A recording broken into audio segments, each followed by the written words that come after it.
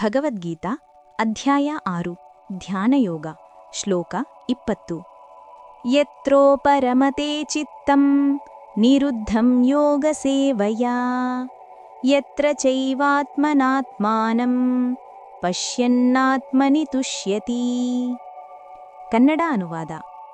ಯೋಗಾಭ್ಯಾಸದಿಂದ ಸಂಪೂರ್ಣ ನಿಯಂತ್ರಿತವಾದ ಚಿತ್ತ ಬಾಹ್ಯ ವಿಷಯಗಳಿಂದ ಹಿಂದೆ ಸರಿದು ನಿಂತಾಗ ಆತ್ಮದಿಂದಲೇ ಆತ್ಮವನ್ನು ಅನುಭವಿಸಿ ಆತ್ಮದಲ್ಲೇ ತೃಪ್ತನಾಗುವ ಸ್ಥಿತಿಯೇ ಅದು.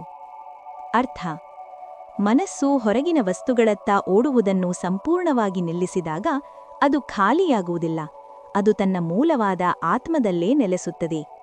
ಈ ಸ್ಥಿತಿಯಲ್ಲಿ ಹುಡುಕಾಟ ಅಂತ್ಯಗೊಳ್ಳುತ್ತದೆ, ಏಕೆಂದರೆ ನೋಡುವವನು ಕಂಡುಕೊಳ್ಳುವವನು ಒಂದೇ ಆಗುತ್ತಾರೆ. ಹೊರಗಿನ ಸುಖಗಳ ಅವಲಂಬನೆ ಇಲ್ಲದ ಈ ತೃಪ್ತಿಯೇ ಧ್ಯಾನದ ಶ್ರೇಷ್ಠ ಫಲ. ಇಲ್ಲಿ ಶಾಂತಿ ಒಂದು ಅನುಭವವಲ್ಲ, ಅದು ಸ್ವಭಾವವಾಗುತ್ತದೆ ಎಂದು ಈ ಶ್ಲೋಕದಲ್ಲಿ ಶ್ರೀಕೃಷ್ಣನು ಹೇಳುತ್ತಾರೆ.